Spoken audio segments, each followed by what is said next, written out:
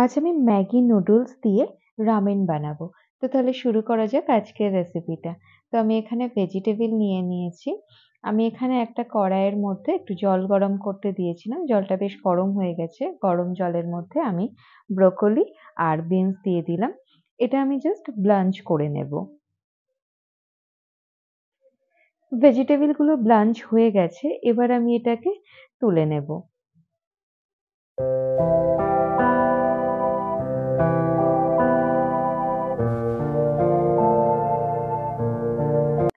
আমি একটা frying pan নিয়ে নিয়েছি, তার মধ্যে একটু বাটার দিয়ে দিয়েছি। যে ভেজিটেবল গুলো আমি ব্লাঞ্চ করে নিয়েছিলাম সেই ভেজিটেবল গুলো আমি এই বাটারের মধ্যে দিয়ে দেব।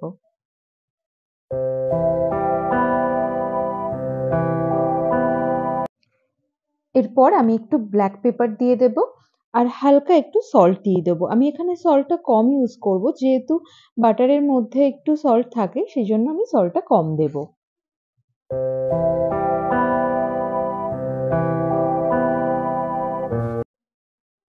আমি এটাকে ভালো করে মিক্স করে নিয়ে ২-৩ মিনিট মতন হাই ফ্লেমে একটু ফ্রাই করে নেব। ব্যাস রেডি হয়ে গেছে ভেজিটেবলটা। এবার এগুলোকে তুলে নেব। আমি সেম ফ্রাইং প্যানে আরেকটু বাটার দিয়ে দিয়েছি। দিয়ে এরপর আমি ক্যারট দিয়ে দেব। ক্যারটটার মধ্যেও আমি একটু ব্ল্যাক পেপার দিয়ে দেব আর অল্প একটু সল্ট দিয়ে দেব। দিয়ে এটাকেও ২-৩ মিনিট মতন হাই ফ্লেমে ফ্রাই করে নেব। ক্যারটটাও রেডি হয়ে গেছে। এবার ক্যারটটাও তুলে নেব। এবার আমি ফ্রাইং প্যানে আরেকটু বাটার দিয়ে দেব। দিয়ে আমি সানি সাইড আপ এগটা বানিয়ে নেব। এখানে আমি বাটারের মধ্যে ডিমটা দিয়ে দেব। আমি ওপর থেকে জাস্ট হালকা একটু ব্ল্যাক পেপার আর হালকা একটু সল্ট দিয়ে দেব।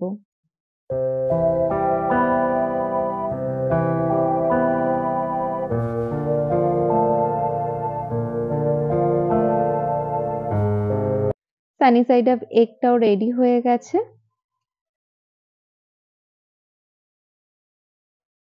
এবার আমি ফ্রাইং প্যানের মধ্যে একটু তেল নিয়ে নিয়েছি আর চপড গার্লিক দিয়ে দিয়েছি আর স্প্রিং অনিয়ন দিয়েছি। দিয়ে আমি হালকা একটু ফ্রাই করে নেব। নিয়ে গ্যাসটা অফ করে দেব।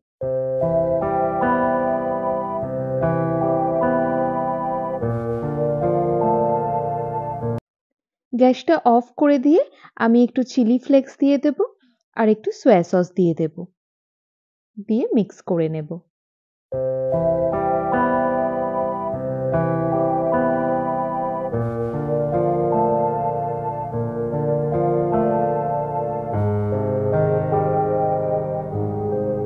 এবার সব শেষে আমি এখানে নুডলসটা রেডি করে নেব। তো আমি এখানে জলের মধ্যে নুডলসটা দিয়ে দিয়েছি।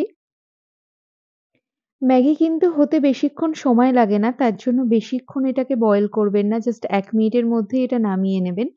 আমি এখানে মসলাটা দিয়ে দেব। ম্যাগি মসলাটা দিয়ে এটাকে গ্যাসটাকে অফ করে দেব। আপনারা চাইলে এই সময় নুডলসটা আলাদা করে নিতে পারেন। আমি এখানে করিনি। আমি একসাথেই রেখেছি। বাট আপনারা এটা নুডলসটা আলাদা করে নিতে পারেন।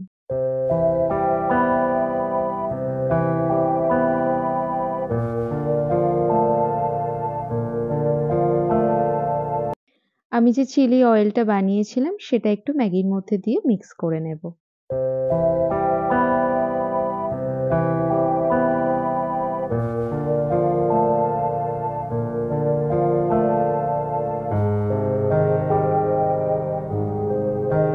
এবার সব শেষে ডেকোরেশনের পালা। তো আমি এখানে নুডলসটাকে ফার্স্ট এ ঢেলে নেব।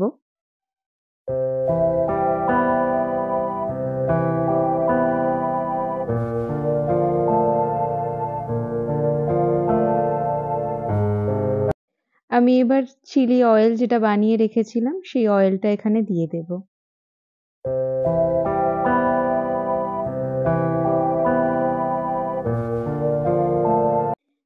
ফ্রাই করে রাখা বিনসটা দিয়ে দেব। ব্রোকলিটাও এবার দিয়ে দেব। এরপর আমি যে ক্যারটটা ফ্রাই করে রেখেছিলাম সেই ক্যারটটাও এর মধ্যে দিয়ে দেব।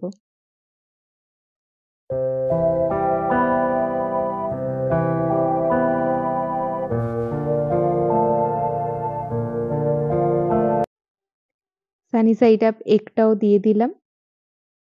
ওপর থেকে একটু স্প্রিং অনিয়ন ছড়িয়ে দেব।